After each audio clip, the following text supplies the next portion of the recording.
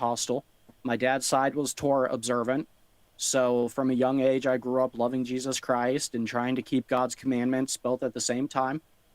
Um, I came back to the faith when I was like maybe 28 or almost 29, and I rededicated my life.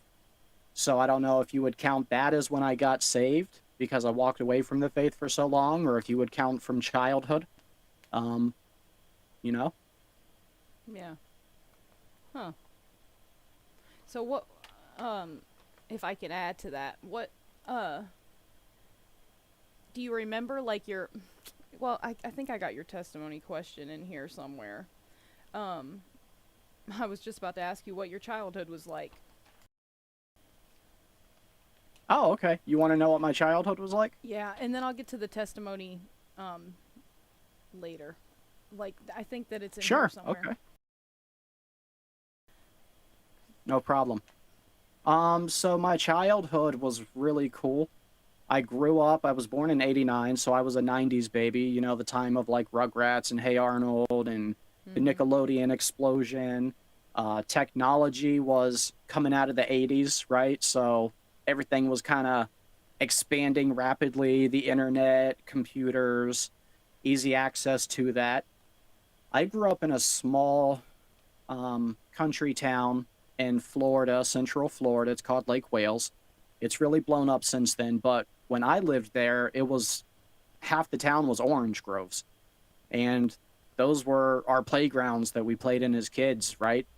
This was a time when you could still cruise the neighborhood and miles away from home and not worried about being abducted or, you know, shot or, you know, safer times. We had a ton of kids in the neighborhood, and I'm one of 7 kids. So we made up a whole lot of kids in the neighborhood too. Always outside until the street light came on. Once the street light came on, you better head inside because supper's ready. If you're late for supper, you're not eating that night. You know, that's an insult to my mom. Yeah. My dad wasn't going to have that. Good Christian home. We did the Sabbath on Saturdays and church on Sunday, and your siblings are your best friend or your enemy, depending on what day of the week it is, you know, especially when you have so many siblings. Traditional family, just down home people. My dad was a business owner. He was in politics. He started getting involved in politics in 2006. He decided to run for Congress. So ever since then, my family was really deeply involved in campaigning for other candidates and governor races. My dad's been on the city council and board of elections and campaign manager, Wow. always involved. My mom, she's a sweetheart. She just I think she's in land surveying now, but she worked as a medical assistant at the hospital for probably 20 years. Just a good, wholesome woman, real giving, caring. And with 7 kids, I guess you become selfless, you know? Wow. 7. Yep. That's a lot of people to feed, that's for sure. Yeah. Yeah, that's a small army. Yeah, and literally kids eat constantly, you know? Feels like, anyway. Right. Okay. So, I know you told me you dressed like Kent Hovind for Halloween, right? Yeah. One year. What did he say when you told him that? He smiled and laughed. Really? Yeah, no, Ken's got a really good sense of humor. And he finds that, you know, he finds it to be a compliment. And it was meant as a compliment, you know, even as a kid that young, like I wanted to be the famous Kent Hovind who loved dinosaurs. Yeah. No, I take it that way too. I think it's sweet. I just wanted to know, like, if he thought it was sweet too or what. Yeah, no, he did. He thought it was really cute, and it always makes him smile when I mention it. Oh. Okay. So, when did you? I know you said that you knew about Kent Hovind when you were young. When did you decide to move there, or visit and then decide to move there? And what's the story behind that? Can you tell me again? Okay, I so love this story. I had just got married, and this was 2000, like maybe mid or end of 2019, and I had just got married, and I was living in Oklahoma with my ex-wife, and we had both decided we wanted to be in ministry. I had it put on my heart one day while reading through scriptures, and I think I actually was reading through Proverbs that day, and I just had something come over my heart that was telling me you need to go and get in ministry. And later that day, I was watching Kent Hovind.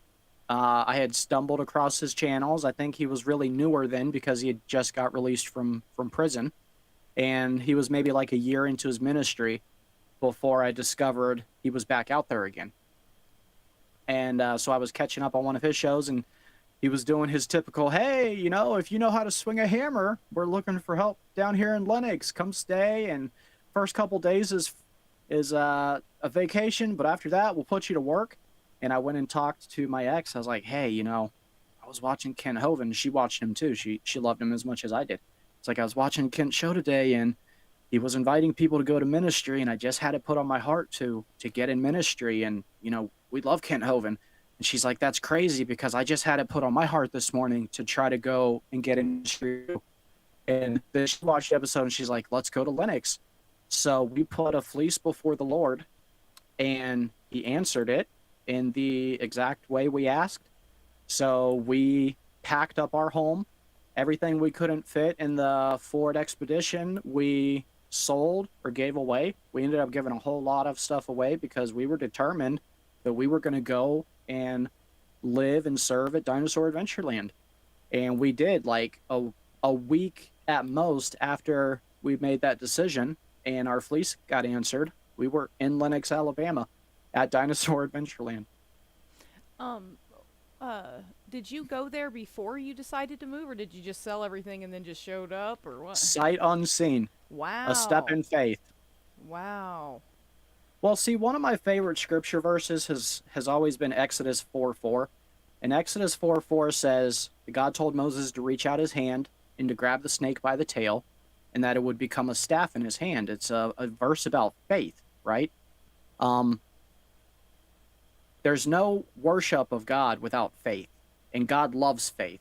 Yeah. So I've tried to live my life. I know that verse doesn't directly apply to me, right? That verse applies to Moses, but I do believe that those scriptures can apply to your personal life. Yeah. So I try to live by reaching out in faith, and I'm not talking about the prosperity gospel garbage, you can speak things into existence. No, it's not like that. But when I believe God put something on my heart, I have no problem stepping out in full faith and believing he's going to pick me up and carry me because he's done it time and time and time again. Yeah. He is a good, good father. You don't want to go into the details of the story about what you guys prayed about? You don't have to if you don't want to. That's part of the story I love. You want the details on the fleece? Yeah. Okay, I'll give you details on the fleece. So the fleece we put before the Lord is actually Melissa put it out before I did. And then she told me that she did it afterwards. I was like, you're crazy. But the fleece was, she was outside, and we had a really big yard in Oklahoma, and it was fenced in with these big wooden stake posts all around the yard, like every 6 feet or so, right? Hundreds of them, maybe up to like 200 or more posts. Well, she tells the Lord that the fleece is, if he wants us to go and do this, then on a certain day at like 8 a.m. on this one particular post, she wanted there to be a bluebird for a 1 minute. And the time that she asked God, the day that she asked God for it to happen, and she had already told me about it, but I didn't get up to watch it with her. I was sleeping in, and she came in and freaked out and told me. At the day that it was supposed to happen, at 8 a.m., the bluebird landed on this one post, not another bird anywhere around, on the post it was supposed to, until 8:01, and at 8:01, this bluebird flew away. And then you guys moved to DAL. We moved to DAL. We packed it up and went. See, now that right there is all I need to hear to know why you actually moved there without going there first. Because, I mean, how much better of a sign can you get, right? Yeah, yep. Well, we're not really supposed to ask for signs because I think that takes away from faith. But I do believe in putting fleeces before the Lord, and I can't even explain to you the difference. I just know that there is a difference because we're not supposed to ask for signs, but fleeces we're allowed to put out. Um, I don't know what and is that. God blesses and answers them. Can you explain what that is? The fleece. So there's a scripture where there's a figure in the Bible, a person, and he's wanting some acknowledgement from God. And he tells God, I'm going to put a fleece before you. And this is what the fleece was. He put a fur rug on the floor, or maybe it was a fur blanket on the floor. And on this morning, he wanted the dew to saturate the entire floor except for this fur blanket. And it happened. The next morning, the dew from the ground saturated the entire ground except for the fur blanket. So then the next day, he asks the opposite. He says, okay, God, if you bless this fleece, then make the entire floor drenched in dew, or not drenched in dew, but make the blanket drenched in dew. And the next morning, when he wakes up, the blanket is soaking wet, and the entire ground all around it is dry. And God had answered his fleece. Wow. Yep. That's amazing. Yeah.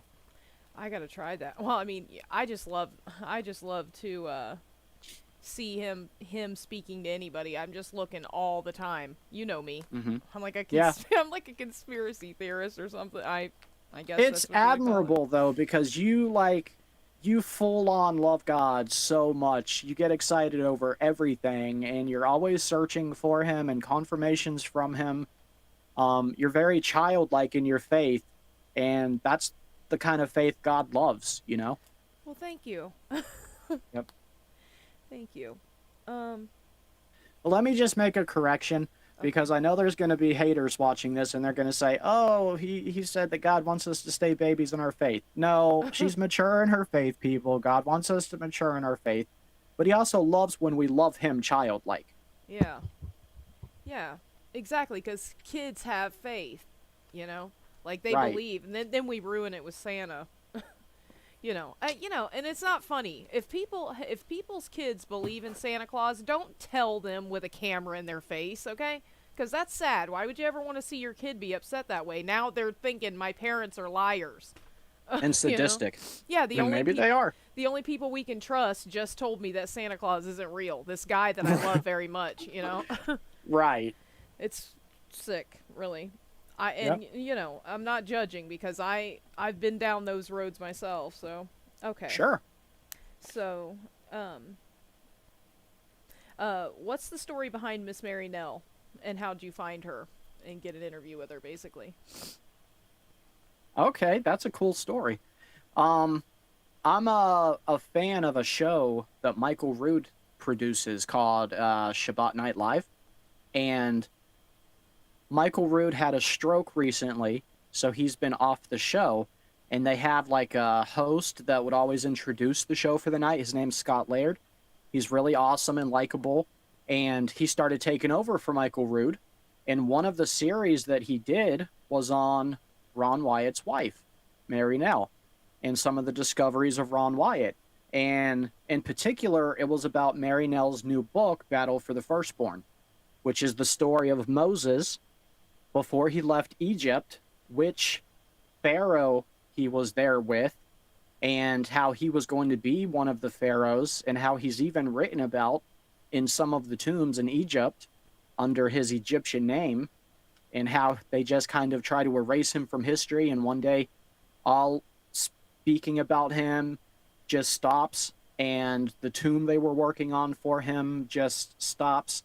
They end up changing it to somebody else, and like his story never gets explained, but we know the story, right? We know what happened to him and why they stopped talking about him.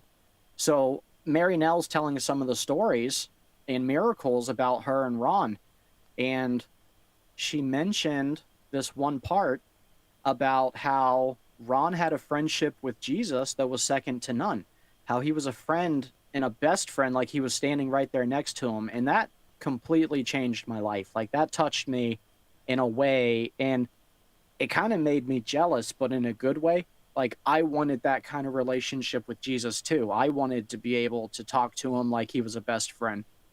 And you wrote me about that too right after. You encouraged me several times like, "Hey, you can have that relationship like you talk about with Ron." And that's always been a blessing. So thank you, by the way. Yeah. Thank But you. yeah, no problem. So the whole series they did was like 4 episodes and it was fascinating, but it left me with a whole lot of questions. And one of them was that, Ron passed away in like 1994 or maybe it was the early 2000s, but he passed away quite a while ago. And she has since been remarried and her husband was on the show with her and he seemed really nice, but they didn't really talk about him. So I was curious about that too. Like, who did Ron Wyatt's wife marry? Yeah. And Scott, the host of the show who was interviewing her, he has a Facebook channel, right? He has a Facebook and he does a lot of health and healthy eating, changing your lifestyle, losing weight channel that he dedicates to that. And he was doing free consultations. And I was really wanting to lose some weight, so I reached out to him to get the free consultation and get his opinion on how I could lose weight quicker and healthy at the same time. And while I was talking to him, I mentioned to him that I was a fan of Michael Rood because he asked me how I knew about him. And I told him, I know you're the host and, you've been doing a great job. And I told him how much I really loved the series he did with Mary Nell. And he was like, oh, well, you should reach out to her and talk to her about it. I was like, oh, yeah, right. I'm going to talk to, Ron Wyatt's wife. Yeah, like, great. And he's like, oh, well, no, I'll reach out to her and I'll ask her if it's okay to put you guys in contact. And I was like, oh, wow, that is mind blowing. But I kind of still didn't even think it was going to happen. Yeah. And then a little while later, I got a text from Mary Nell and she's like, hey, how are you doing, Stephen? Wow. And we started talking from then. And I told her what a fan I was of her and Ron's work and how much I loved the book. And I told her I would really love to interview her on my YouTube channel. And she was like, absolutely. She has the biggest heart for getting this information out there. The flood in Noah's Ark, the deck timber that Ron found that proves Noah's Ark is real, the chariot wheels from the Red Sea crossing, all the biblical places that we've read about that we've since discovered that prove our faith and reinforce the story of Jesus Christ, which is the whole Bible from beginning to end. She has the heart to share that with as many people as possible, and she will literally do an interview with almost anybody just wants to get God's truth out there because she believes like we do, like we were talking before the show starts, we are in the end of days. Yeah. We're living in the last of it. Yeah. I love that story. I don't want to cry though, so I'm going to move on. Okay. When was the first time you heard about Ron Wyatt? Like when you heard his name and that he found Noah's Ark? I want to say that I was about between 7 and 10 years old. Wow. And I grew up with a combination of homeschool and private school. And at the time, we were still homeschooled, and we used to go and hang out with a lot of the homeschooling groups. In Central Florida, there's a really big homeschooling community. And while we were at one of the family's houses, all the dads were circled around the living room, and all the kids were off playing in a bedroom. Well, I always had a piqued interest in adult things. Like, I always wanted to be part of adult conversations and converse with the adults. Like, I wanted to be on their level. And I had snuck into the living room to see what all the men were watching. And it was a VHS tape of a guy named Ron Wyatt. And he was showing off his discovery of Noah's Ark. And it just snapped on me, like, instantly, like, they found Noah's Ark.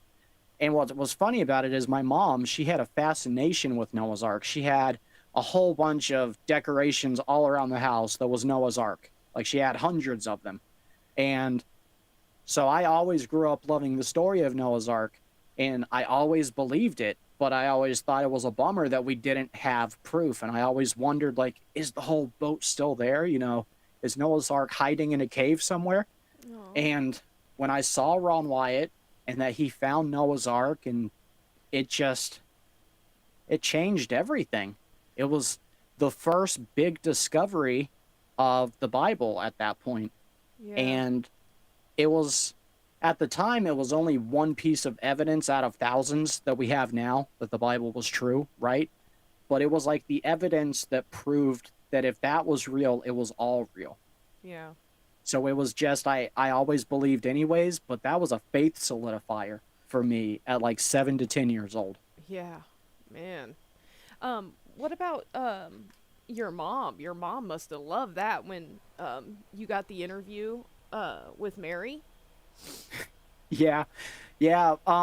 She still can't believe that I did it and that I've had some of the big interviews that I have had. And then when I told her I was going to Mary Nell's home to hold a part of Noah's Ark, she was just like, how are you doing this? And I was Yeah. like, it's not me, Mom. Like, it's God. Like, he's just allowing me to be in these right places at the right time because I have a heart of spreading his word and telling people that time is near. Yeah. And every single one of us who's listening to this right now, and every single person who's not listening right now, which shame on you, you should be watching this video Exactly. and liking and subscribing to Missing Mod channel if you're not already. Oh, Um, please don't. No, I'm just kidding. No, we're all staring down the barrel of eternity. And either we're going to spend eternity in the arms of a loving Savior who died for your sins to pay your death penalty, to pay my death penalty because I'm an evil, wicked sinner and I deserve death. Then if you don't embrace him, the alternative of eternity is hell, separated from him in agony, where there will be gnashing of teeth. So you need to make your decision. You know, life is a vapor in the aspect of an eternity. You know, even if you live 100 years, which few people do nowadays, but if you live 100 years, that's nothing in the idea of eternity. And you need to make up your mind that while you're here on earth, you're going to grow a relationship with Christ Jesus. You're going to learn his ways. You're going to know who he is, because you don't want to stand before your righteous judge one day and hear, depart from me, I never knew you. Yeah. Yeah. Yeah. I don't want to go to hell. That's for sure. I've lived in Florida long enough. No, I'm gonna have to cut that out. Now, hey, as a Yeah. fellow Floridian, I get it. Yeah. And I was born in August, so Me too. I get it. Me too. Oh, that's right. What day in August are you born? The 7th. Oh, okay, that's right. The 7th is when my twins were born. Oh, that's right. You share a birthday with them. I was born on the 19th of August. My brother Bobby is August 1st, and my sister is August 3rd. All of you guys are in August. Yep, you Well- can pretty much figure out what my parents did routinely 9 months previous. Yeah, right? Well, I hope so. Unless one of you guys... I don't know if that works out to my dad's birthday or what, but, you know. Oh my gosh. That's funny. Okay, let me see. Man, there was something else I was gonna ask you, and then I lost it. I'm an open book. You can literally ask me anything you want. Don't tell me that, because I will. Okay. Okay, I may not give you names, but I'll give you times, places, events, and locations. Man, there was something else. See, I need to get some B12 complex. That's what Tom in my comment section was saying, that his family members were complaining about, memory loss, and he told him to get some of that, and that their memory's, good again. So I need to get some. Are you talking about Tom? Tom, I know he changed his name to Official. Tom, you know him because he's, Yeah. he comments. Everybody knows and loves Tom. Yeah, me too.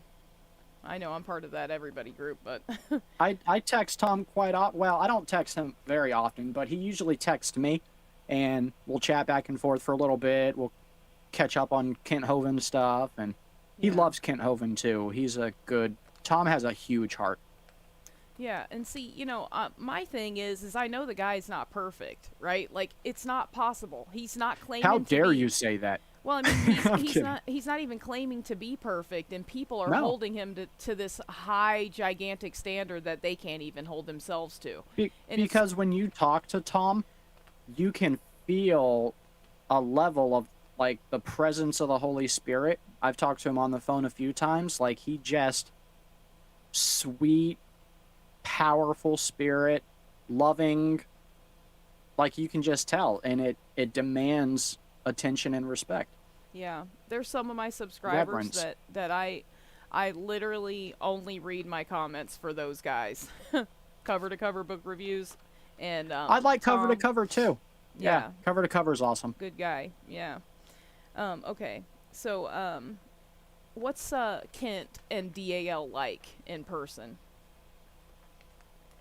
Of course, we were coming around to the Kent questions. Well, no, like there's nothing wrong with it. It's just it's a it's a big question with vast answer. But I'll try to break it down What was as your compound first as possible. What was your first impression? You showed up on this guy's doorstep with your family and everything, and he just welcome you in? Was Yeah, he? no, he okay, so that's kind of a funny story too.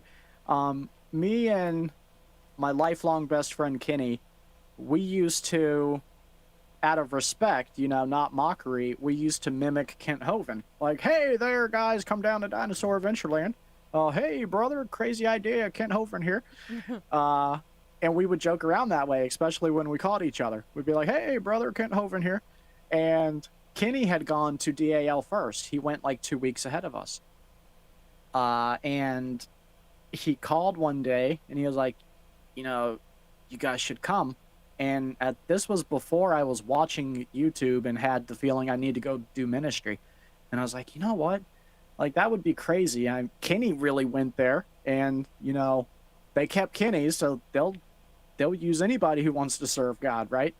And one day I get a phone call, and it was from a strange number. But at the time, Kenny didn't have a phone, so he was calling off strange numbers from different volunteers who were there who had cell phones.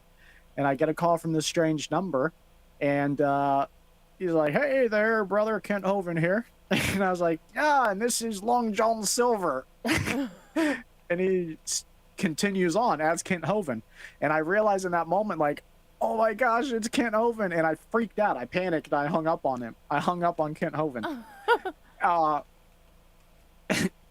and I ended up texting him. I was like, "Hi, this is Stephen Bolin." He's like, "Oh, I think our line got switched or something because I think I just called a Long John Silver restaurant." Oh my goodness, that's funny. So I called him back, and I told him, I was like, "Look, my wife and I believe God's telling us to go to Dinosaur Adventureland, and we want to serve. We want to be part of the ministry." And he was like, "Come on, you want to serve God? Come on." And it's like he always tells you, anybody can come, and if it works out, you're welcome to stay. And if it doesn't work out, like, you've learned a lot about how a ministry runs. And when you first got to DAL, it was awesome. Like, it did not disappoint. Everybody there had a mission. It was to serve God. Yeah. A lot of us had always wanted to serve God, but we never knew how to get our feet wet.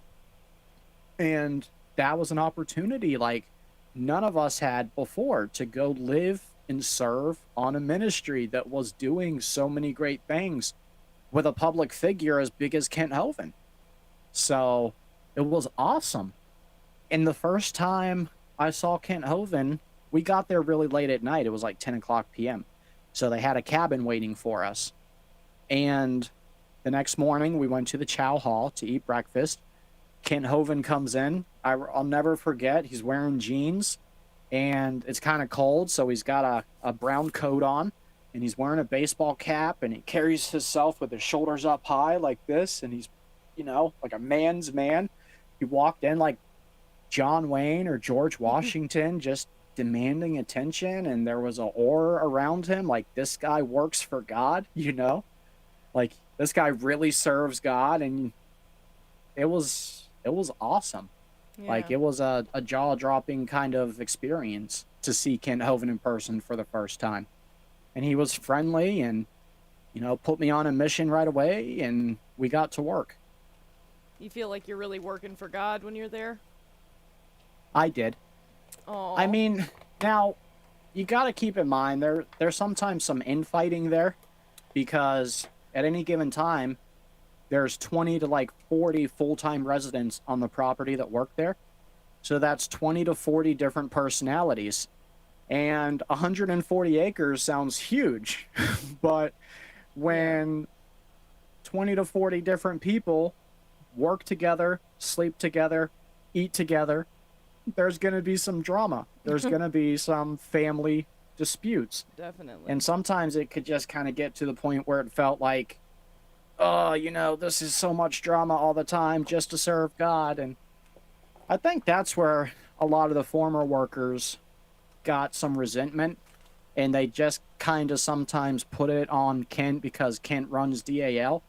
Yeah. But it's so hard to, you know, the expression, you can't herd cats because they're running everywhere, you know? Yeah. Or that's like herding cats because it's impossible. I mean, that's how running DAL can be sometimes, with 40 different people, 40 different personalities. So, Yeah, I imagine yeah. it's hard. But anybody who wants to get into missionary work, I would strongly suggest try DAL.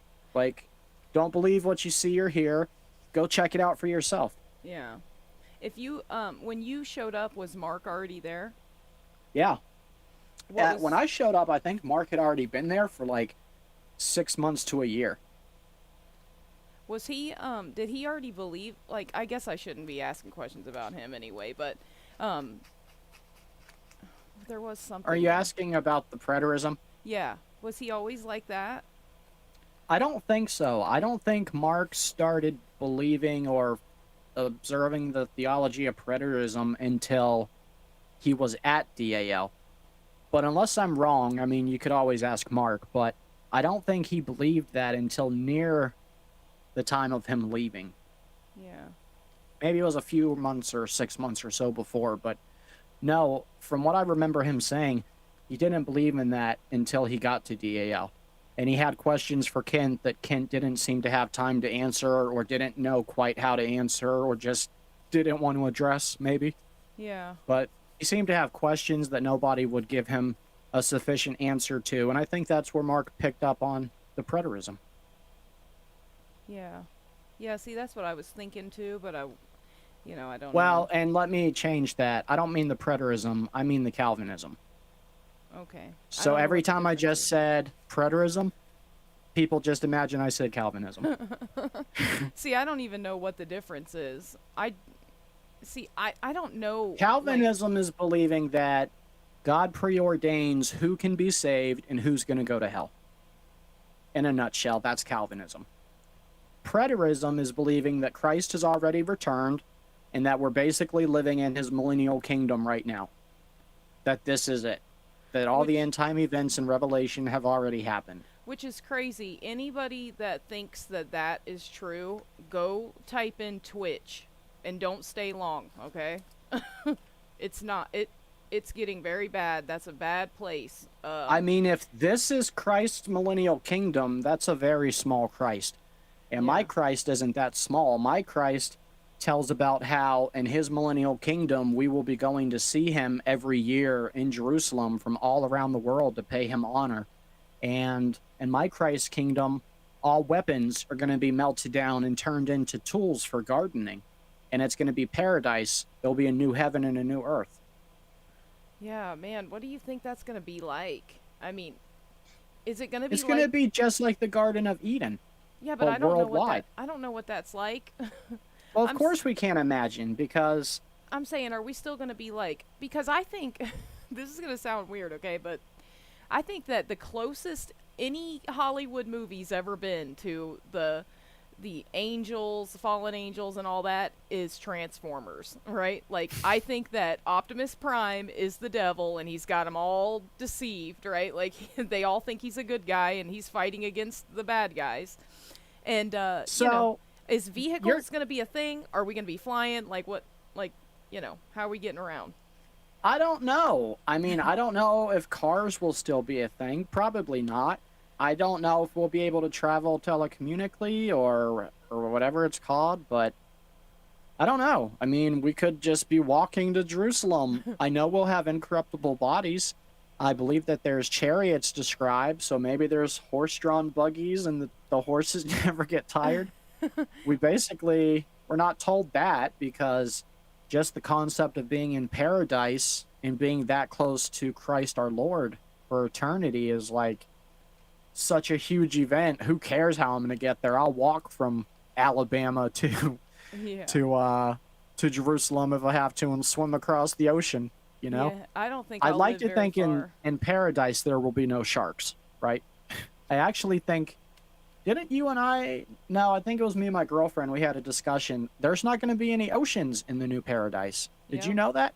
I think so. See, 'cause that all ties into the you know, the I don't want to say the flat Earth or anything, but 'cause that's a Oh trigger no, word. But that yeah, that is a see, trigger word. 'cause all the land was connected at one time. I think that just You like believe in the supercontinent, yeah. Well, I mean, I don't know. See, I don't. Pangea, right? No, I don't believe in. I think that it's just a Isn't the coincidence. supercontinent called Pangea? I don't know. I don't think know. so. I just believe that all the water that's on the earth now used to be under the crust. I I don't know believe what it they was call either that. under the crust. Well, it was both under the crust, but also it was over the canopy. And see, there has to be sharks because they have a job. You know, I think that it was kind of like a No, moat. no, Um, there's no ocean in paradise, so there can't be yeah, sharks. but Thank God. where did sharks come from? What do you And mean? why God are they made stuck? shark. I'm talking about in the millennial kingdom. Yeah, but why wouldn't there be? There was some when it was good. Oh, well, yeah, you're right. I mean, there was some water. Yeah, there has to be. It There, I just mean, wasn't. It just wasn't like oceans like we have now. Like that's a yeah. result of the flood. But Yeah, yeah, see, you're right. I don't think that we were all split up before. I think we were all because it says he looked down on the circle of the earth. Now I the believe earth that is too. dirt, I is the believe we were once one continent, yeah. or I believe we still are. If you drain the ocean enough, we're all connected. Yeah, yeah. I love I love that. I use it all the time myself. Yeah. Okay, I think I got a last I question. stole that from you, and you know what? I really don't feel bad about it. I will pay it back 7 times, though. You're welcome to use whatever of mine you want. Oh, okay. Well, I'll hold you to that. I almost said sticky to that. Okay. I'll throw my hands up. Uh-oh. Yeah, I wanted to tell you too. Whatever you did, it worked because you've lost a lot of weight since I first met you. By I the way. stopped eating McDonald's so much, and instead of drinking Dr. Pepper all day long, I'm drinking a lot more water, and I'm trying to limit myself to like 1 soda and a couple cups of coffee a day. Sometimes I won't drink soda at all. I'll just drink a couple cups of coffee, and then I slug water down like an alcoholic and whiskey. Just Yeah. one after the other. I'm chasing that filtered water. I was forced into doing that because I drank a whole bunch. You were waterboarded? No. No, I meant like to drink water I was all like, the there's time. a story there. Because I can't even drink. I can't drink anything with caffeine in it now. I made myself caffeine sensitive because I bought espresso on accident and drank way too much of it. I'm lucky I didn't die. And yeah, I couldn't breathe or nothing, like for a while. Whoa. And that's why I quit smoking. I just quit smoking and it didn't help. And I'm like, what in the world is Well, going yeah. on? You were like, Yeah. cigarette or life? Yeah. Yep. So I just was like, you know what? I gotta quit. Oh my And I just gosh. stopped. And you know what though? I did. I heard Kent Hovind's story about his dad praying that he quit smoking. I did that and I quit. That's all. I'm just gonna say that. It took Amen. me. It took me. Some other route to do that, but I'm happy that I'm here. So, okay. I think I got one last question for you. No. Would- No, that's it. I'm leaving now. I'm kidding. Go ahead. Okay. Would you feel comfortable taking your kids to DAL? Absolutely. I would feel comfortable if at some point in time, Sandra and Kent would let me just drop Bobby off and go get a break. You know what I mean? Like, Sandra, if you're listening to this, anytime you guys want to watch Bobby, he would love to go back. My son played on that playground for hours. And at the time, Randy, the tech guy, his dog, sweetest dog in the world, she had just had puppies. And they had this little tiny blue swimming pool that they were keeping the puppies in. And the puppies had just got big enough to climb out of the little swimming pool and like kind of wander around the floor in Randy's office. And my son was collecting the puppies. He was picking them up and then going and trying to drop them in the swimming pool, and you'd hear a little thump followed by "ow." Aw. Uh, That's kids for you though. yeah, but he's 2 years old. He loved it at DAL, like loved it. And even if I like relocate out of Alabama, you know, my son will still grow up loving DAL and supporting DAL and knowing about Kent Hovind the creationist. And you got to remember, like, it's even more special to me because my youngest son was actually born while we lived at DAL. So as soon as he came home from the hospital, his first days were at DAL. Aw. Yep. Well, that's wonderful. He's a DAL baby. And I think you meeting Mary and getting to go up there and hold the artifacts and stuff, I think that was a blessing because you did the right thing. You've had a lot of good things happen to you since you know you came back, and you know you don't have to go back and be Ken Hovind's best friend and do all that. You just got to stop attacking the guy if you're a Christian. You know, just know that the guy isn't perfect and he makes mistakes and he's trying to get the gospel out. And if you ruin his credibility, we're already saved, guys. All the Christians out there that are doing this, we're already saved. Lucky for us, right? You know, it makes me sick because we've all found Kent the same way, and most of us weren't saved when we found him. Now, I was.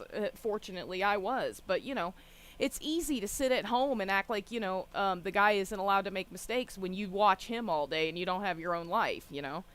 Hey, this is kind of off the cuff, but how would you feel about me pulling up the PowerPoint with all the stuff from Mary Nell and showing it to your audience? That'd be awesome.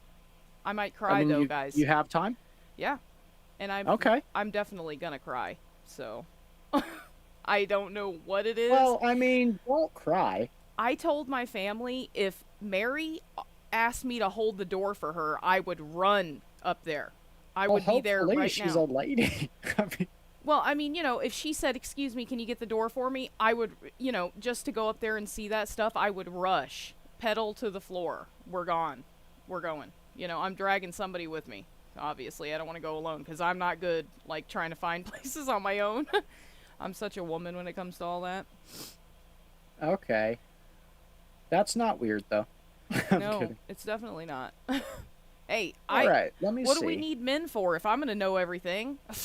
You know, we need you guys for something. Fair enough.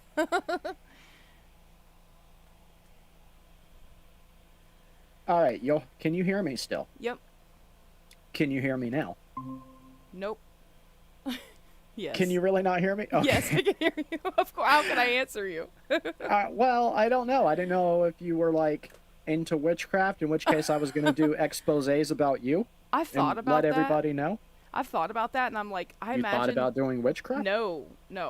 Okay, I was confused. No, but I've thought about, like, people accusing me and thinking that I'm doing it too, but I don't care what they think.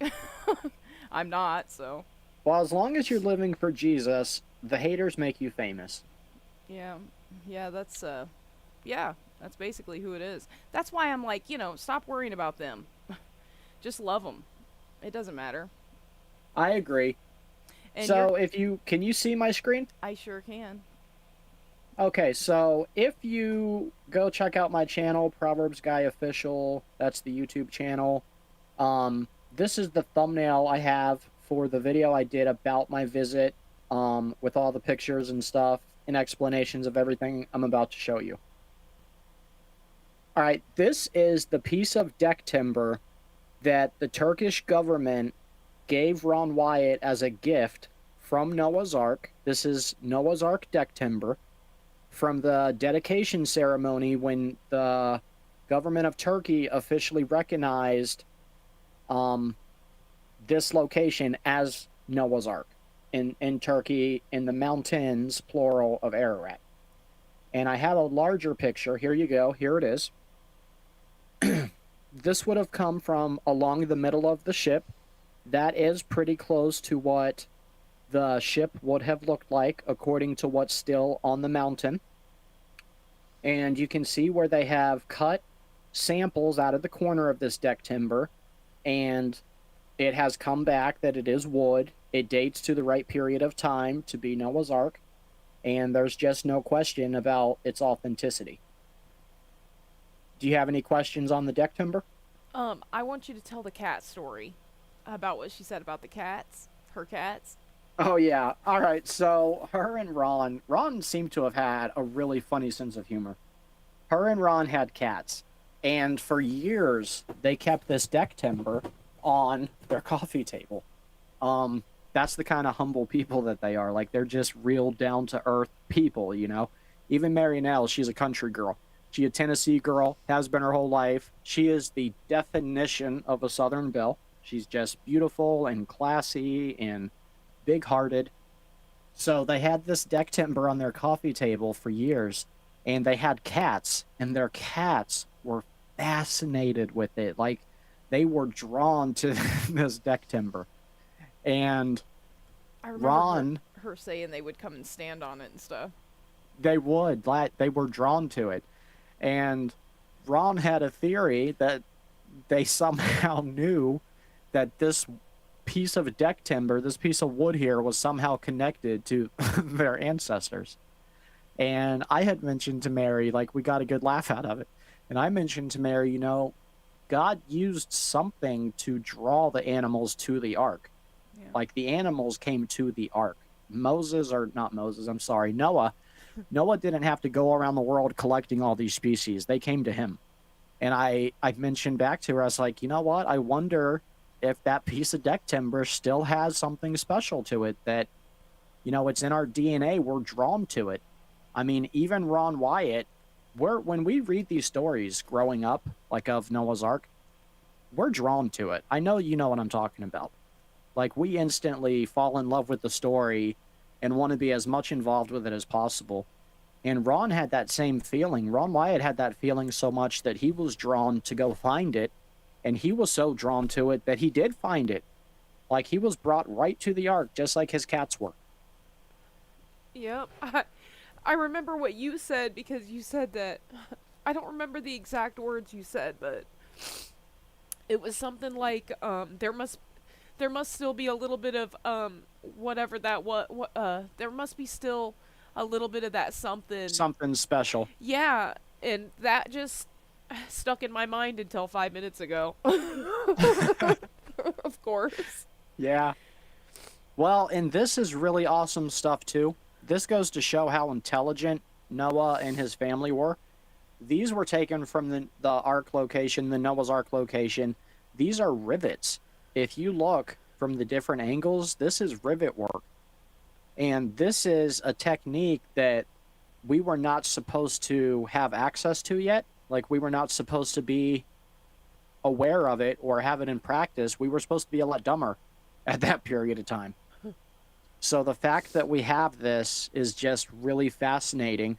And nature itself is literally crying out that there is a God and giving him glory and solidifying that he is the creator of everything. Because man has got silent, or they've stopped believing, or they're mad at him, they've stopped proclaiming. So nature has had to rise up and do it in our place. And it is. These are examples right here of nature rising up to give God his glory because mankind will not. Yeah. And you know,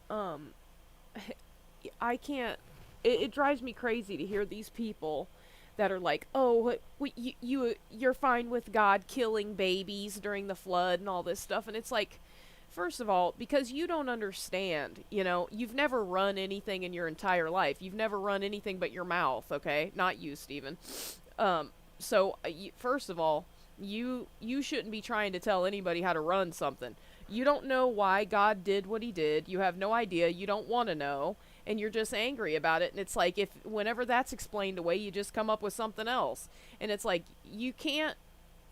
because you don't understand, you're upset and angry, and you're just going to throw the whole thing away. Just like, oh, I don't want to be a believer at all. It's crazy. It just doesn't even it's not rational. You know, it's a hatred. Most of the time you can feel it. And it's like these people are extremely invested into these arguments and trying to disprove and trying to trying to slander and badmouth the Bible and God because he made a decision as a leader and as a creator of the world, and you're mad, and then you're yeah, I just can't even go into it. I'm just gonna yeah, let's just move on. I just can't stand it. It drives me crazy. I know. I get it. Because it's like, you're certainly not going to get an answer, right? Like, God Well, doesn't owe these people anything. They ask the question wrong. They ask the question, why did God drown all those babies? Well, if you actually are interested in the context of the story, you'll go back and you'll read how every single thought in the mind of mankind was wicked. Every action in his heart was wicked. This is not a good world that those innocent babies were going to grow up in. This was a world of abuse, of rape, of murder, of molestation, of great horror. This was not a world you would even want children to grow up into. So, giving mankind a restart, period, was an act of mercy because we didn't deserve it. At the end of the day, God is the creator. He's the righteous judge. Our feelings have nothing to do with it. The laws of morality that we have to live by are because we make unjust decisions that are not totally righteous, whereas the God we serve is totally righteous. And every action he takes is righteous and pure and good. There is no wickedness in God. Yeah. Now, about this picture you're looking at, change of subject. I'm sorry. About that. No, you're fine. Moving on. Okay, so this is a pile of discarded junk metals that they used for balance at the bottom of the ark. They would put these big stones and metals in the bottom of ships to keep them from turning over. And this piece here was found at the Noah's Ark location, and it's made up of like 4 to 5, 6 different types of metals, different alloys that we were not even supposed to have access to. And we have to keep in mind that there was a lot of technologies that we had that died in the flood, the knowledge of it, except through Noah's family. For a short time after the flood, we still had knowledge of pre-flood technologies. And this is some of the proof, because these are mined metals that were not supposed to be mined yet, that they found at Noah's Ark. This is a piece of petrified wood from the front of the ark. Now, because of the lava is actually what preserved the entire ark location. It petrified it. And this is petrified wood from Noah's Ark.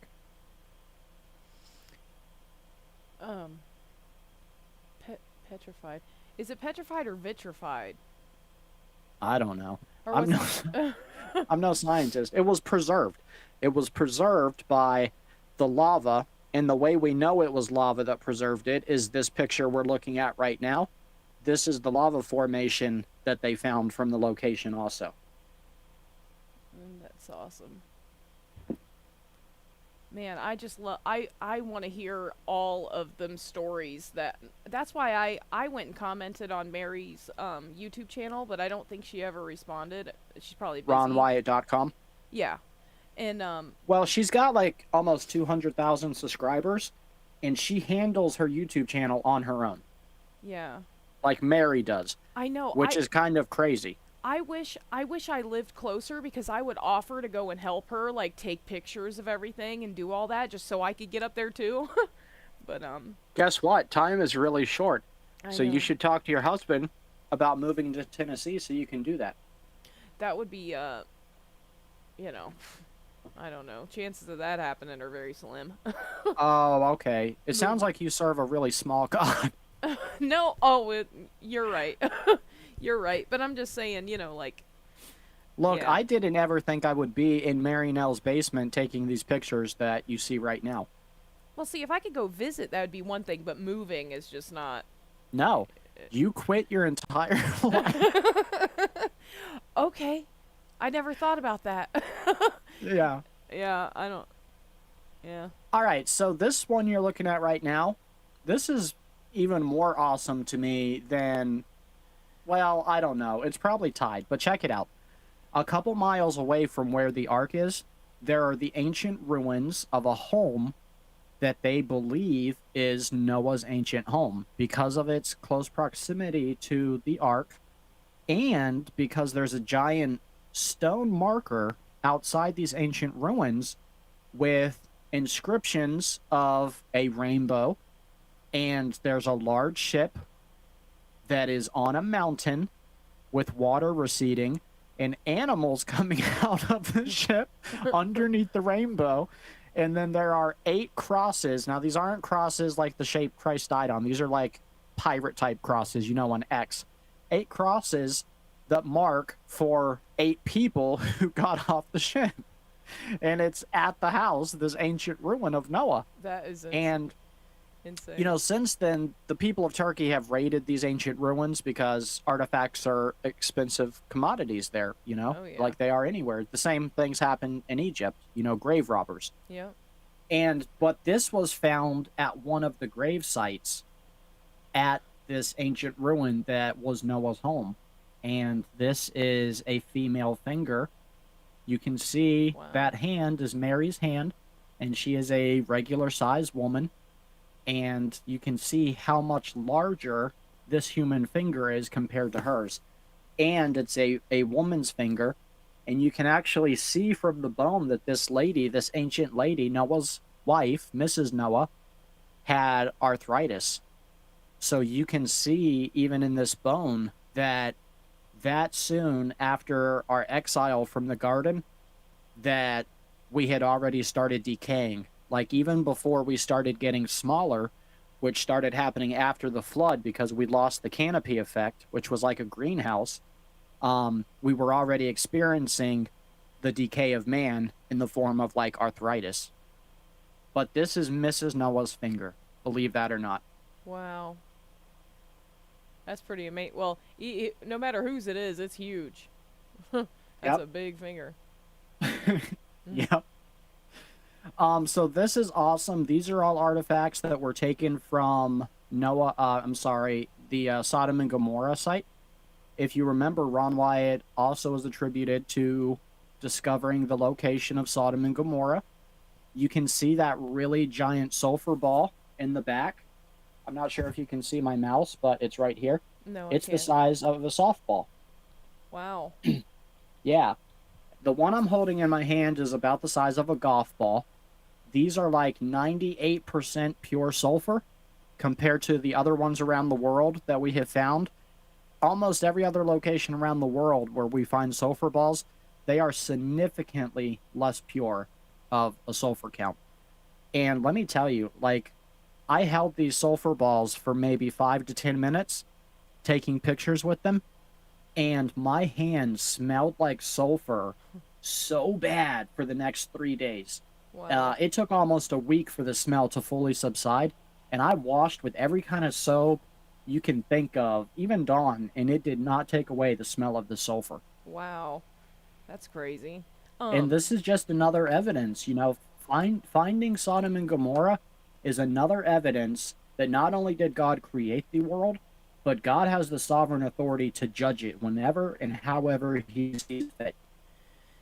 Have you seen the pictures of the I don't know exactly like what they would call them, but I've seen a video of another guy who actually went there to get a sulfur ball himself, and he found one, and he took some shots of this it looked like a building outside. I mean, you could tell that this was an actual town Yeah. out there in the middle of this desert. Yeah, city mean, gates. Anybody that wants to Google it, just Google it and look at the images. It looks like he's walking down streets, and you can see like the fronts of like really nice buildings and stuff like that. Like not like ours where it's crappy and they don't have any design or talent or gifts put into them anymore. Well, the But- reason scientists don't acknowledge it as being an ancient city and being the location of Sodom and Gomorrah is because it's indisputable evidence that this civilization there, this city, was destroyed by fire, and that it was destroyed by raining fire through these sulfur balls. Yeah. And that solidifies the claim that God is who he says he is, and he has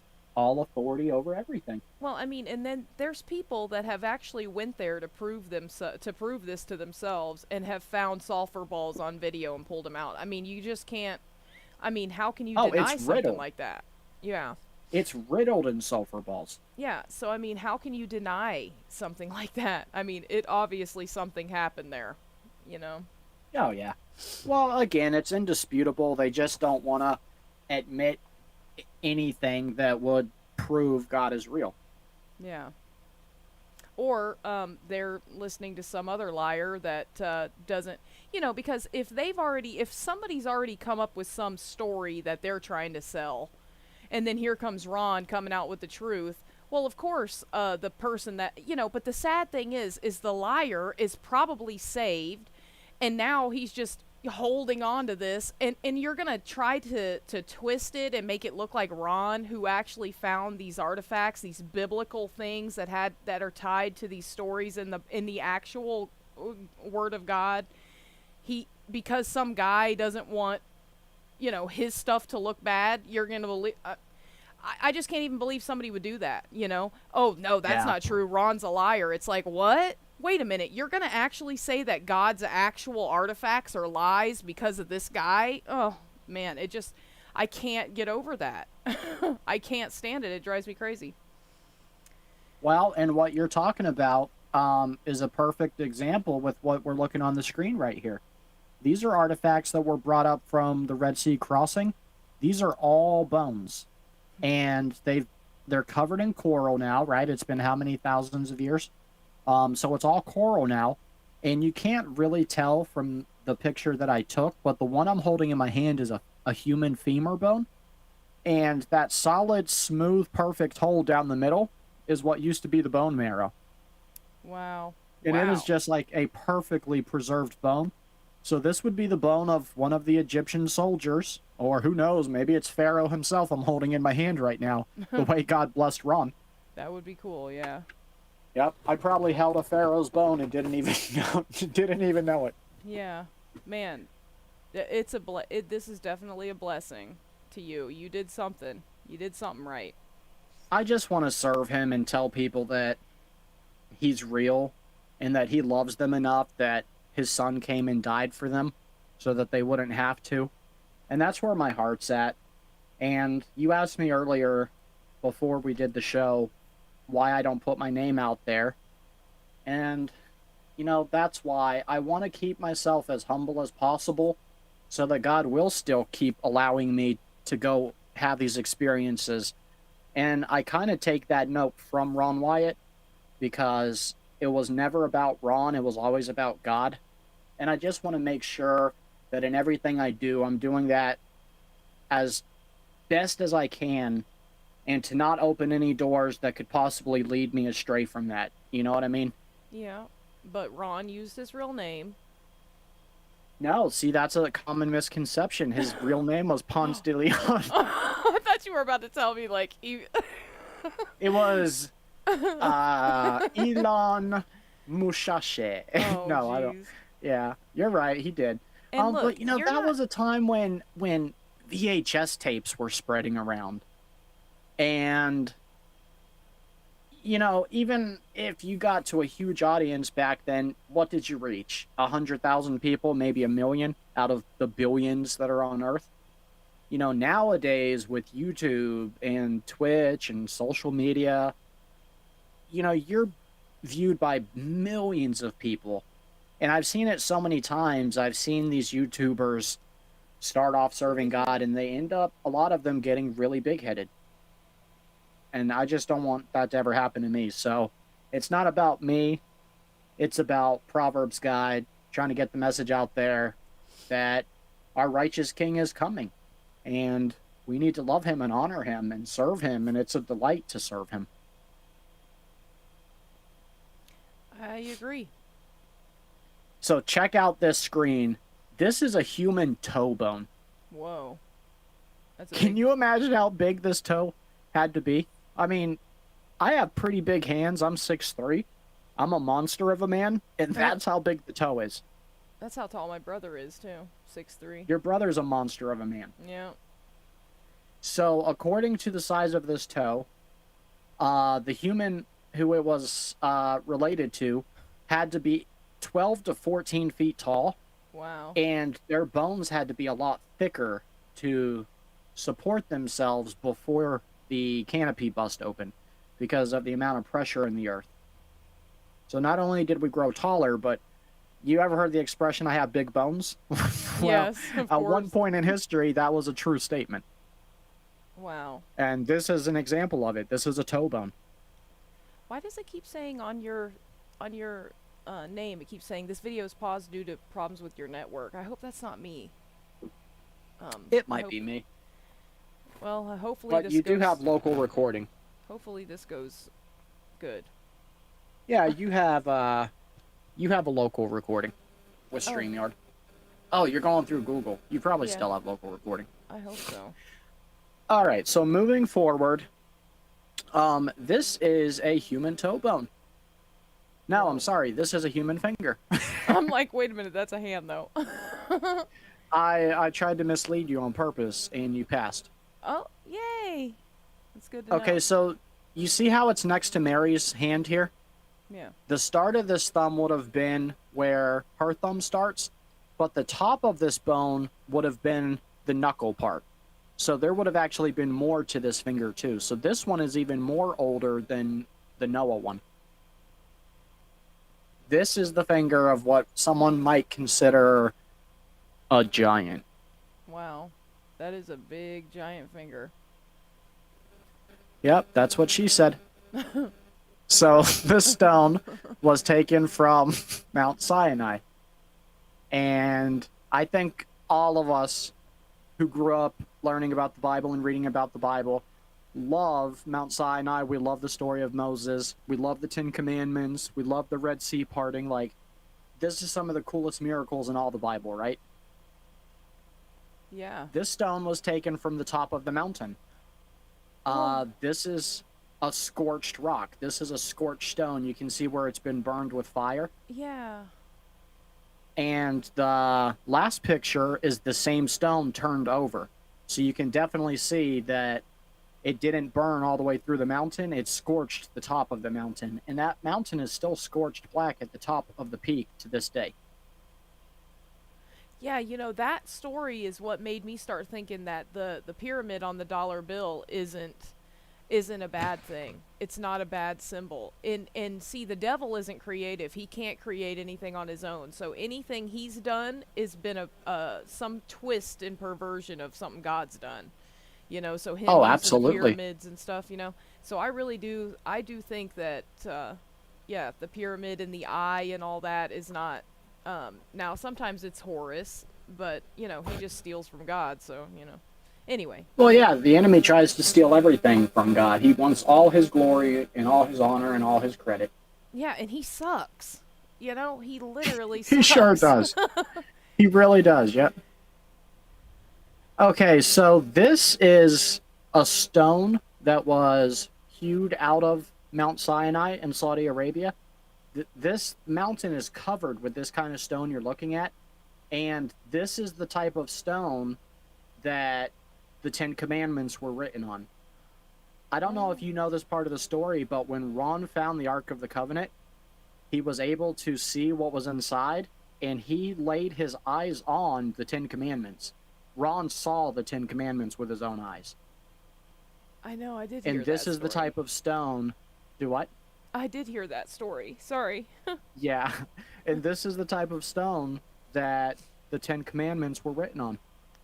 It looks like granite. Doesn't it, though? Believe it or not, it's actually diamond. No, I'm kidding. Steven! Did you see my reaction? I was just like, Yeah, it's pure gold. No. oh Okay, my so goodness. one of these coins was found in the cross hole that held the cross of Jesus Christ when he was crucified. And the stone that I'm about to show you in a couple pictures was covering this hole, but one of these coins was inside the hole that the stone covered. The other one of these coins is an ancient counterfeit. It's fake money. So it's just a really cool example that even back in the time of Christ, they already had a problem with counterfeit money. Yep, people were already stealing and lying. Yep.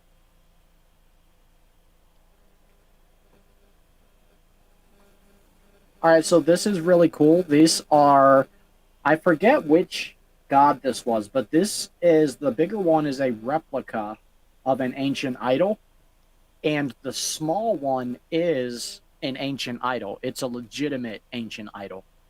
So this is a kind of an example of how big some of these people's idol gods were. And as you can see, they're small enough that you can carry your god around with you. Yeah. So, like, you can constantly be holding it and praying to it and, using it as like a force field spiritual thing. Oh. Like, this is a real modern example of what the Bible's referring to sometimes when it talks about people's idols and gods. Like, this might be a better example of the type of idols and gods that Rebecca took. Sorry, I had a message. I had to turn my phone off. You're fine. I was like, are you Okay, okay? yeah, no.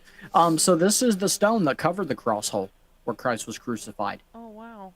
Yeah, this was keeping it from filling in. And that's a whole nother show on its own. The location of the cross that Ron Wyatt found. Yeah. And it's kind of a long story in itself, so we could talk about that on another episode if you want. Yeah, I would love to. But this is the actual stone that held the cross hole, or that covered and protected the cross hole.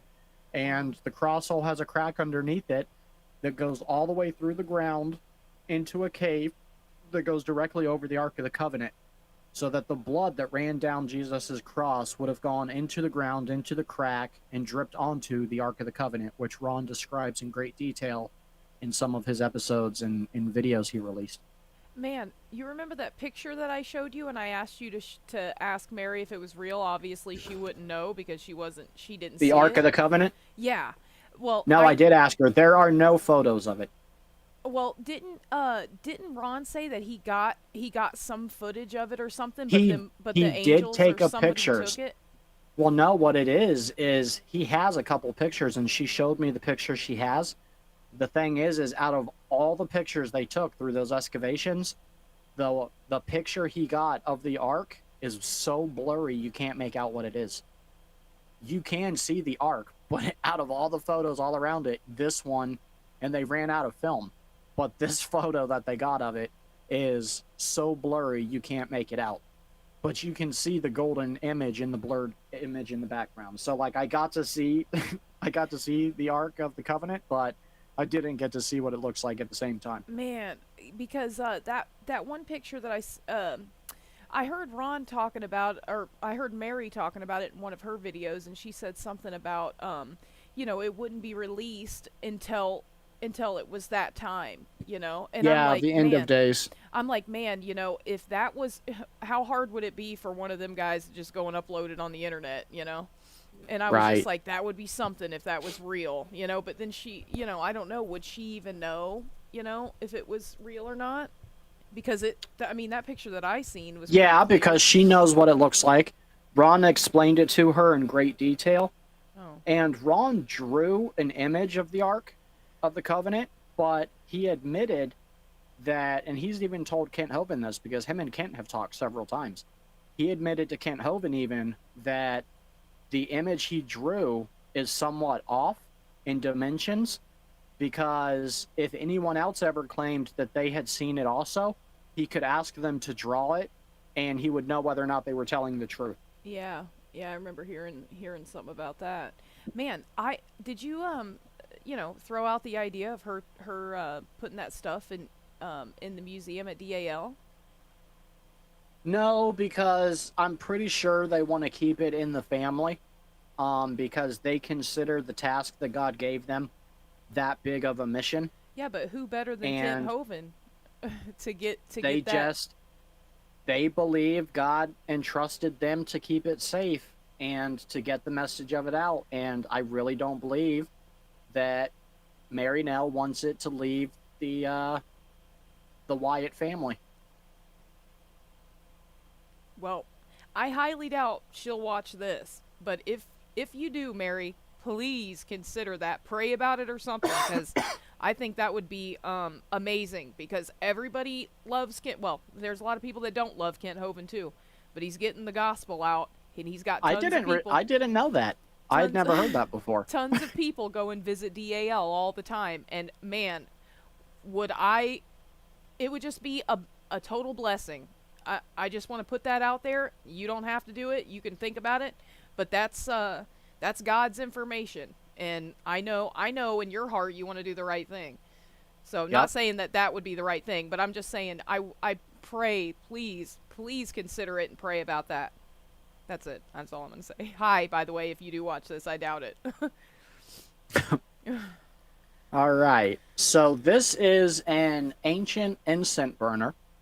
It also could be a oil lamp. This was found in the cave of the Ark of the Covenant. And it's got some really cool inscriptions on it. And I'm going to try to zoom into this for you. Can you see that better? Yeah. There you go. All right. This is the oil lamp or incense burner. Wow. And if you look, turn your head to the left, sideways, it kind of looks like a goat standing on high legs picking fruit off of a tree. That's what I was thinking too. Yeah, and I'm not sure why. Canada might be related to Jerusalem, but this looks like a Canadian leaf to me. A maple leaf. Yeah, it does. This is the inscription on the bottom of it. And you can see that there's significant amount of corrosion, so they can't really make out what this is. But if anybody out there knows ancient languages, I know that MissingMod has millions of subscribers, so you guys could, one of you, the odds are, know ancient languages, and you guys could maybe scribe that down for us. You know what I did when I started my channel was I just prayed and said, Lord, anybody that is supposed to hear it, bring them. I don't know how the hell they'll get here, but they will if they're meant to. So, and the first time I said that, I was like, and now you're here. Hi. So hi again if you're here. You're here for a reason. So this isn't a discovery of Ron Wyatt, but I'd like to plug them as much as I can because I love their heart. This is a Christian rock band called Tomorrow's End, and the trip that my girlfriend and I, you can see us there at this Chattanooga in Tennessee. Nathaniel's band was there witnessing and spreading the gospel, and if you've ever been to a Comic-Con, you understand that they need the gospel there. Yes, I've been to lots of them. Okay, so you are aware of what I'm talking about. No, I'm not. I've never been to any. You had me hyped. I was like, oh my gosh, me too now. But you can see me and my girlfriend went together to go see Nathaniel's band and show them support. And then while we were in Tennessee at Chattanooga, we went to go meet up with Mary now. And she was dressed as R2-D2, and I was dressed as Obi-Wan Kenobi. I think that everybody would agree we make a really cute couple. Yeah. And Nathaniel has just the hugest heart, him and his wife there. She's in the band also. And they have, like, the most amazing testimony. And I strongly encourage everybody to go like and subscribe their channel and show them some love. I don't even really like rock music. I never have. I was always more of a country guy. But their music is so cool, and the lyrics have, like, so many godly principles in them that I listen to their music and I enjoy it, even though it's rock. So if you guys like rock music anyways, you'll love Tomorrow's End. Go check them out on YouTube and Facebook and let them know that Proverbs Guy says hi and I sent you their way. Yeah. Well, that was, an emotional roller coaster for me, as always is. I told you that it would be. Like, interviews with Proverbs Guy are extreme and hardcore. I know. I've been, every time you bring the getting to go and meet Mary thing up, I mean, I've cried. You think I've cried bad with you on the phone. I can't even explain it. It's happy tears, though. you know. Of course. Yeah, no doubt. But yeah, man, I'm so happy. I'm so happy. Oh, wait a minute. I had a ton of fun being on here with you today. Yeah, me too. I'm so glad we did this. I really am. Oh, sorry, I'm trying to fix When my are you recording. gonna get this edited and posted? Hopefully soon. I'm not gonna do much editing to it. Um, you know, 'cause um, finally you did a whole episode without cussing, so we can handle that. What? Are you kidding? I never cuss in my videos. I know. I'm just kidding. I was I like, you're HIGH, young lady. No, I'm not. No. No, but They'll never believe that, because we just did the whole interview both wearing these awesome sunglasses. I know that was to cover up my tears of joy. Mine were just because I thought they made me look really awesome, and I wanted to be cool for this interview for you. Yeah, and see, I didn't want to bomb. I felt like, man, I gotta be cool too now. So let me get me some sunglasses on, my cop glasses.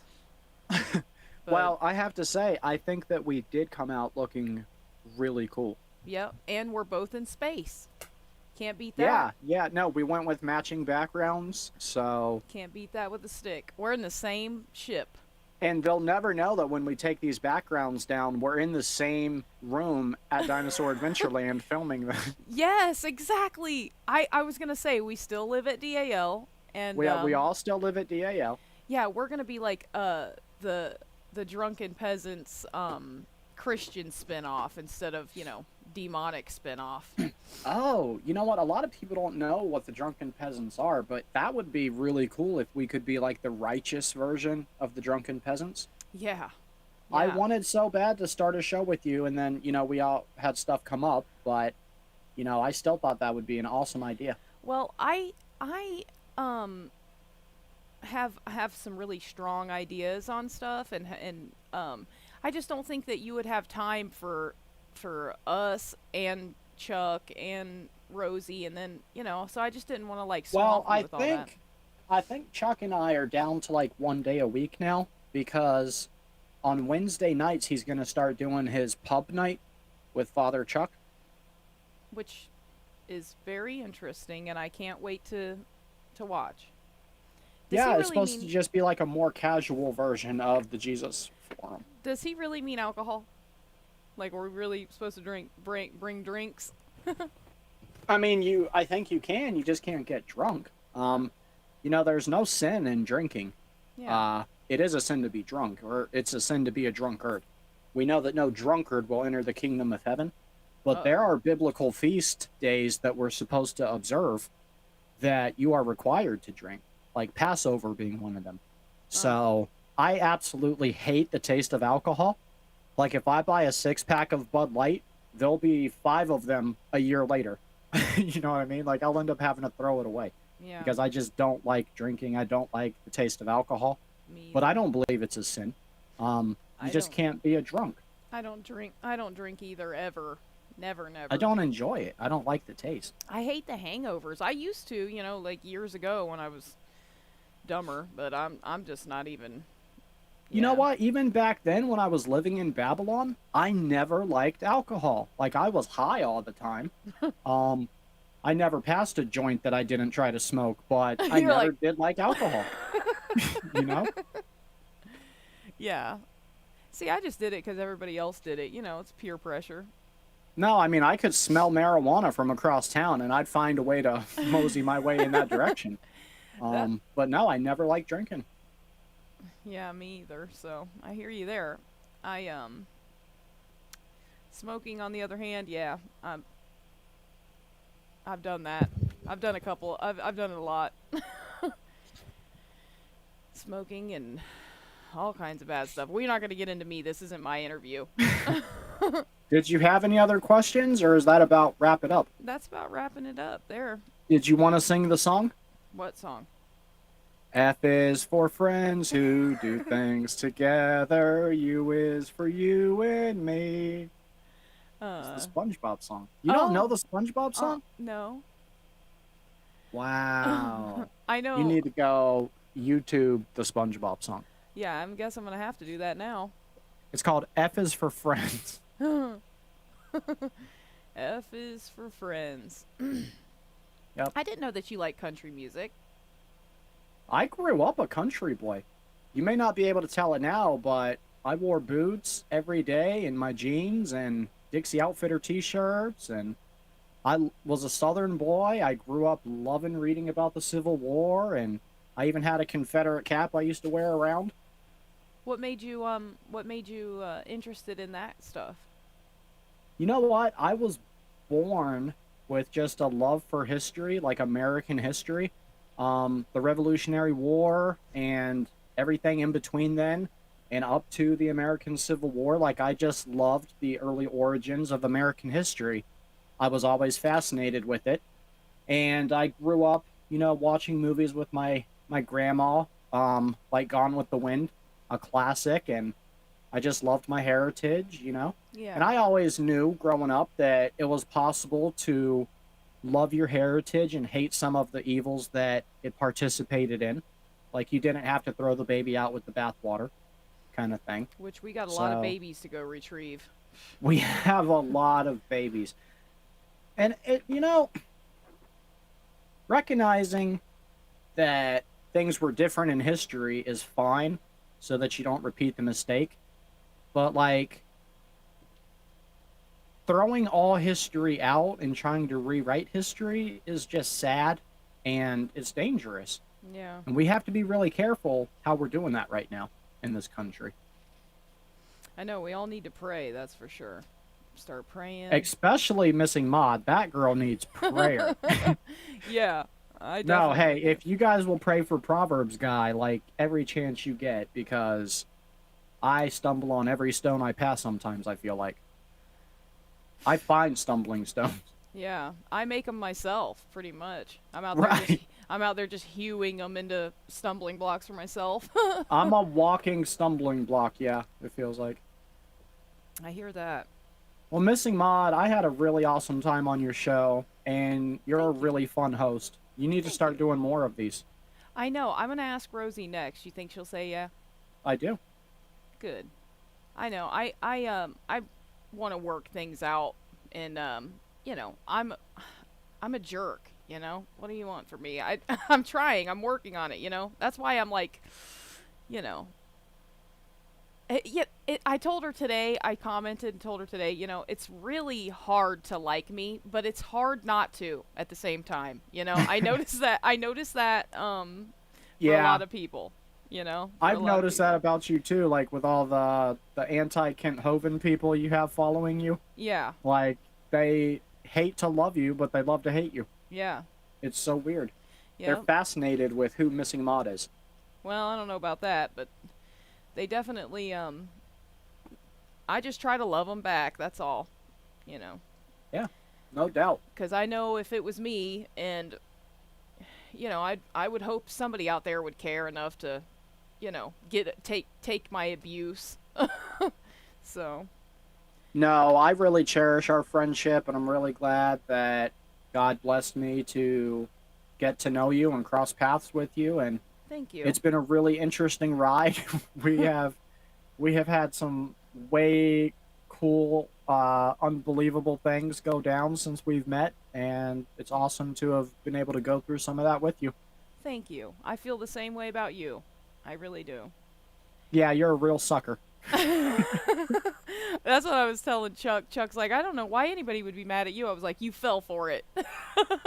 Sucker! Yeah. You loser! And I like Chuck. I really do. Yeah, I love Chuck too. That's my best friend. Aw. I'm so glad you guys are friends again. Because Me if you're too. not, I'm coming for you, Chuck. No. Whoa, whoa, whoa! I'm just kidding. I like Chuck. A threat from MissingMod is intimidating.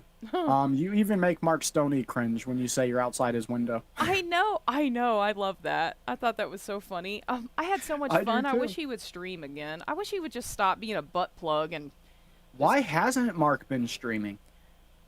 I don't know. He said that he I gets don't a know little. either. He said he gets a little uncomfortable when the camera, with the camera on or something. He was saying. I tried to talk to him one time on the phone, and he said that he was doing something. So I was just like, fine. I don't want to talk to you anyway. Yeah. When I tell him jokes like that, though, he'd just be like, good. I'm like, jeez, jerk. So Well, we're mean. praying for Mark, that God opens him up and reveals to him how you're supposed to love and what Yeah. love looks like, Like, even if not he, Mark's distorted version of love. I mean, I don't think that he should rush off and be friends with Ken or forgive him or something. I just want him to stop being, a butt plug and come out here and hang out and like be Spread friendly. the gospel. Yeah, like we can be Hovenites and stoners and still be friends. I call the stoners Is it people stoners or stonies? that stoners. I think Hey, you should clarify for the audience. You know that's going to be taken out of context. well, I said that Hovenites are people that support Hovind and stoners are people that support Mark. Well, then I'm just a Jesus knight who's trying to stop being a hater. Yeah. Like, we spend way more time tearing people down than we do building people up. And Exactly. we have a righteous king on his way right now. We don't know when he'll arrive, but we know he's on his way. And we do not want to be doing all this stupid infighting when he shows up. Or we're going to find a really pissed off king when he arrives. Yeah. And I just think it's really ignorant. And there's a lot of people who are going to burn in hell for eternity because we're turning on each other and not trying to win them over to Christ. It's arrogant and stupid. I think he's coming mad anyway, ain't he? Oh, yeah, he is. But, I like- mean, when you look around at how Christians are treating other Christians, it's kind of easy to see why he's so mad when he gets here. Yeah. That and the persecution of his saints, that would be enough to irritate me, too. Yeah, and it's like, that's like the YouTube channels. Everybody's celebrating that the channel's getting taken down, and it's like, his YouTube channel wasn't about Chris Jones. It wasn't about stealing money. It wasn't about all these things they accuse him of. It was literally about the gospel. And then they say, oh, yeah, well, he was whacking at atheists and was rude and all this stuff. And it's like, yeah, that's his style and his personality. But at the end of the day, it's about waking people up to the gospel and that the Bible's real. And that evolution that's leading people away and giving them an excuse to put in place where God's supposed to be. He's trying to say, this isn't real, and here's what is.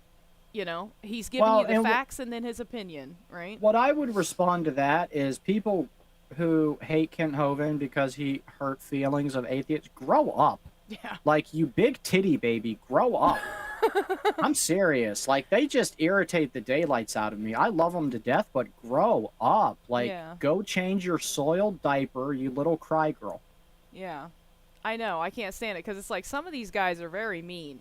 And, well, they're not just mean, but their hearts are so ugly. Yeah. Well, and then like, they they say have that a heart Kent's that mean. their mothers couldn't even love. Yeah. But then they say Kent's mean for saying idiot and stupid, and it's like, well, don't watch my videos. That's because, yeah, Kent shares the gospel, and it's not really, at the end of the day, it's not how Kent shares the gospel. They just make up excuses that they hate how he shares the gospel. It's the fact that he is sharing the gospel. Exactly. Just point blank. Yeah. Every single person's got a motive. Yeah. And see, if it's a devil worshiper, that's great. I'm glad you're doing your job and you're doing what you're supposed to be doing. Get back to work. But for the Christians, come on, guys. Nobody was listening to these guys before Cindy and Mark stepped in. So that's all that it is. Everybody's listening because it's Christians talking about it. And it's like, look, it doesn't matter. If you thought DAL wasn't good enough, then you should have stayed and helped, right? Like, this is supposed to be a team effort. We're all supposed to be trying to win people to the Lord, and let's keep our problems in the house, like a normal family does. We're not in the ghetto, right?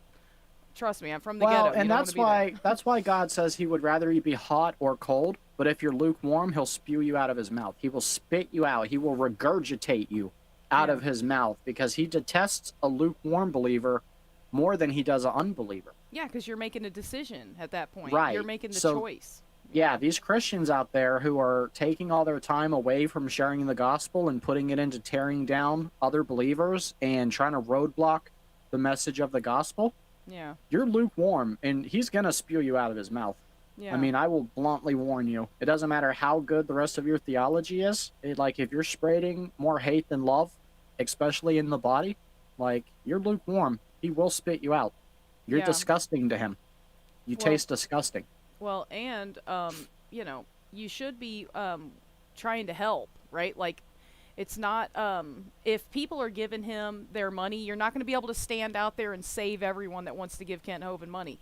The guy gets money for all the hard work he's put into his seminars, and he's traveled around the world, and he's done all these things and won all these people to the Lord. No, that's not an excuse for him to get away with some kind of illegal activity if he was committing any crimes. Right. But he's not. He's not doing that. Obviously he's not, because the cops haven't come and gotten involved, and that's how God judges people, is through the law, through the system, okay? Because in Satan's world there won't be any rules. He doesn't like rules, right? So that's what he wants, a lawless world. So, you know, we need to let the law handle it, and if they're not involved, then, you know, what are you going to do? You can't save everyone. Just, you know, I can't stand a hero, that's for sure. You know, I love Jesus, but all these other heroes that think they're going to be able to save the donors, it's like, oh. Yeah, save them from what? Furthering the gospel? Exactly. Because I guarantee Kent Hovind has helped bring more people to Christ than any of Kent's haters. Yeah. Probably any of Kent's haters put together. I'm like, just show me one letter that someone sent you, that they they took an hour out of their day to write you and tell you how they loved you and how much you changed their life and you brought them back to the gospel, or you shared the gospel with them. I mean, yep. That's what I wanted to interview Julie about. I'm like, Julie, you got to tell me what that mail room was like. You know, tell me what kind of letters did you see? I got to hear these testimonies and stuff. But, you know, she hasn't talked to me in a while. So ever since I made that Nick video. So. Oh, yeah. Which that sucks. But to me, it's about the gospel, not about Julie and Stephanie's feelings and stuff. Because I really thought we had a great friendship blossoming. We really did. We hit it off good, but when it comes to this stuff, it's important to me, you know. So I'm not gonna change that for my friendship, you know. Sorry. No, nor should you. Yeah. But anyway, well, I think we made this long enough, huh? Yeah, it's like a 2-hour interview. You should have plenty of content, and I can't wait to see it on your channel and to go back and watch it. I know, me too. Let's hope that it, you know, pray that it it recorded everything good. Because in the beginning, the first question I asked you, I realized that my desktop audio wasn't on. So that question got... Yeah. I didn't want to say it until... We'll find out. Yeah. But I'll let you know as soon as I stop and start watching again. I'm going to stop it now, actually. Do you want to go back and, like, mouth over the parts where the audio was? I've thought about that with another video I have that I cannot get I cannot get this echo off of it. It's such a good paint pour video, and it's an echo. There's an echo. I can't get it off of there. I've tried everything. I don't know. Yeah. I'm learning. So. Okay. But. Well, you got to let me know when you get this edited and put together, and I'll share it on my channel and try to get everybody to come over and watch it. Yeah, I'm gonna start as soon as we get off here too, because I'm excited about it. I'm really curious to know if it you know, recorded fine. I'm nervous about that. I cannot wait to watch this video. Me too. Again. Well, introduce us to yourself and your channel, and then I'll introduce myself and the channel, and we'll wrap this up. Okay, so you want me to just say, hi, I'm MissingMod, and I'm so glad you're here watching this video today. Are you going to change your YouTube channel to MissingMod Official? I know you keep asking me to do that, and I feel like, you know, I would, but I feel like, I don't know. I just feel like that started with, who did that first? Mark? I don't know. Somebody did it as a lot of people do that. So, like, somebody else can't come along with MissingMod Official, and people search for her thinking she's the real MissingMod. Yeah. Then you got to be like, will the real MissingMod please stand up? I repeat, will the real MissingMod please stand up? Yeah, and then... We're going to have a problem here. Oh my gosh, I could go on forever about that too. But I don't want people to know that I listen to Eminem ever. I used to listen to Eminem back when he was Slim Shady. Me too. I haven't listened to him in like the last 10 or 15 years, but I remember all his old stuff. That guy is an MK Ultra. God could have used him so big if he had used his talent for the kingdom. Could you imagine how many more souls would have been won through his talent? Well, if he would have been a Christian, he wouldn't have been famous like he was. So, now see, if he changed You're and turned right. his life around right now, people, I think I heard that too, actually, that he got saved or something, but I don't know if that's true or not. He should. He should re-release himself and come back out. Since he's already changed from Slim Shady to Eminem, he should come back out as like Snickers or Skittles. Just completely rebrand himself as a Jesus warrior. Or Peanut Eminem. Yeah. But, okay, so you gonna do your outro? Or your... So hey there, everybody. This is Proverbs Guy with the Proverbs Guy official YouTube channel, and I had a blast here today hanging out with MissingMod. It was one of the coolest interviews I've ever got to do, and that's why 2 hours flew by so quick. And hopefully there's a lot more content with MissingMod and I together in the future, including the 24-hour stream I have tomorrow, MissingMod. I hope you do get to come by and hang out at least for a little bit. Ken's coming by, and a lot of other minister leaders are going to come by, and it should be a whole lot of fun.